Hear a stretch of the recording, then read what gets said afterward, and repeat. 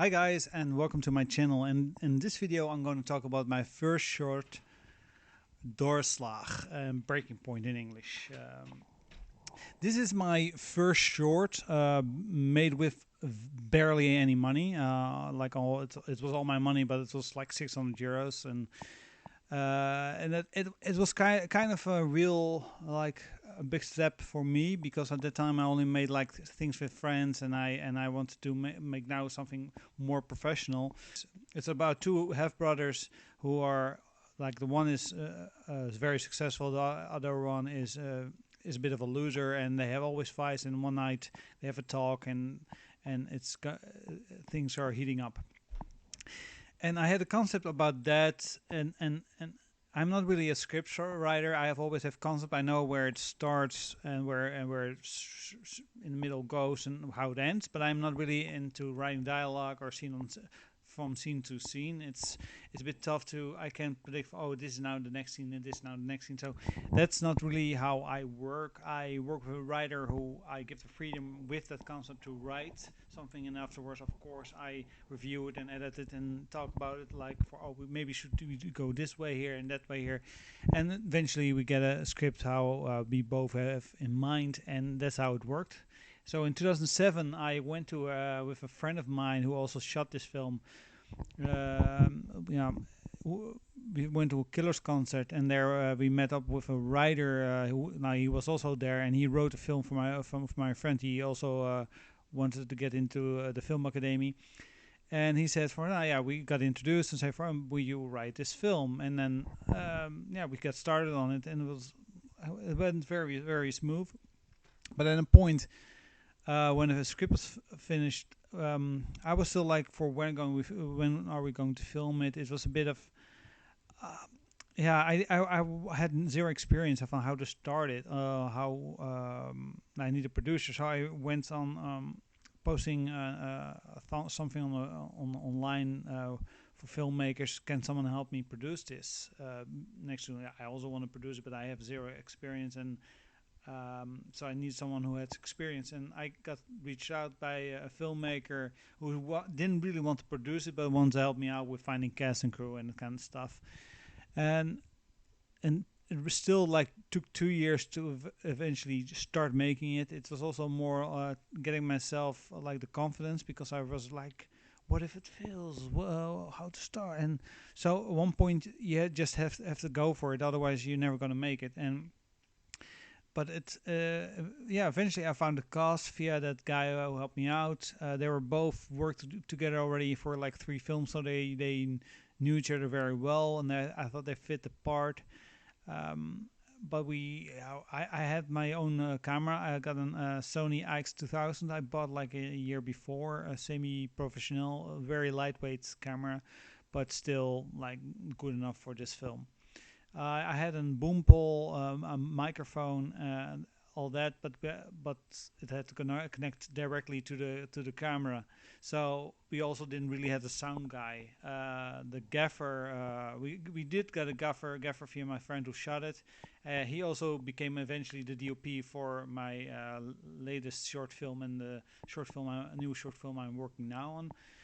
And so we had a very small team, so we didn't have really someone to. Didn't have really a sound guy. It was someone I knew who eventually made the soundtrack, but he wasn't a sound guy. So the sound, it wasn't great. But like, for you have to do something with we had to do a lot with very little.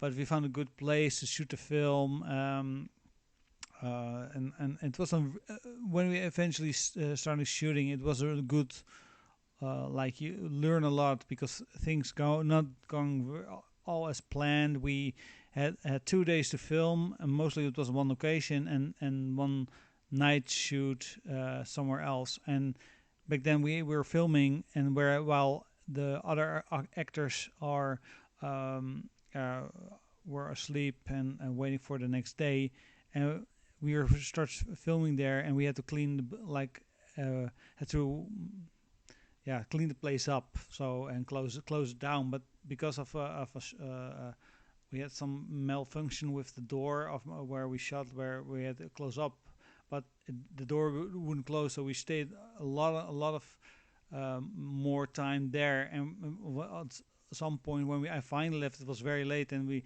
said, "For we will make the call on the set call tomorrow or later," but everyone was already asleep, so we didn't get the message to the others in time, so they had to read that in the morning. So like I got like shit about that, about the actor, about that, uh, saying, "Hey, why we just get this in the morning," and that kind of stuff. It was, it's like they weren't happy, but like for those are things that happen, and eventually we start filming. We're like finished on time, and that was it. So it say for okay, we I know now next time what not to do, and what it was a good like learning curve I got there, like for how to do things next time better. And so that was fun, and the editing process started, and I did edit that movie myself, and was like I was kind of used to editing it,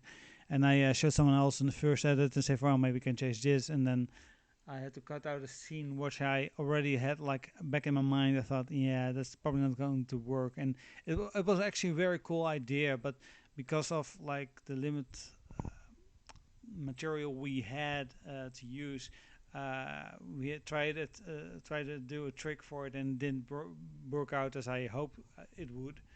But then we had to cut it out and make it shorter, and finally it was finished after a while. The music was very well done, and I had a friend of mine who knew a guy who works at a post production house, and he could use the computer there to grade it. And at that point, never knew what grading was. So he made a look, because the first look of the film, at the like raw from the camera, it was very like it was very slick and not really like pretty.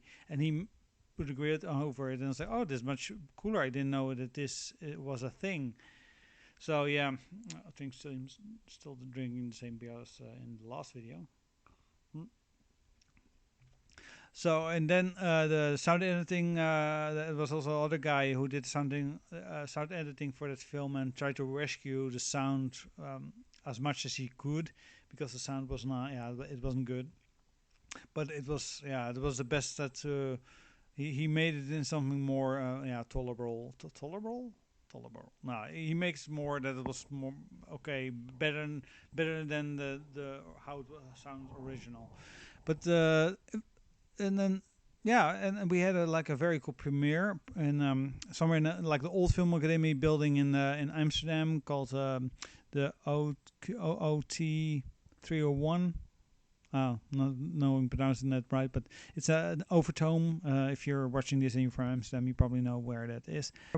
At the time, you also had Film Freeway or some, or without a box, and then you still had to send out your DVD around. And I must say, I didn't send out Doorslag to that many film festivals at the time. I wasn't really familiar with it.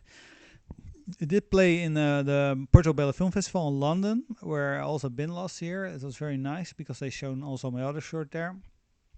Then I sent to the Jakva. It's a film festival for filmmakers yeah, under the 30 years. So I was at the time still just like with a few months I was still 29. Yeah, it was. It was kind of cool because that was like actually the first film festival which I attended, and it was in a very big cinema in Beverwijk, and it was like a very huge screen. We got some cool like feedback from the jury, so that was kind of cool. And when the festival run was a bit over, we got played at a bar where it was shown, and then it died a bit. But then in 2015, you had a show called AMC I Spotlight. There was a very big podcast from AMC Theaters, and then now it's Collider.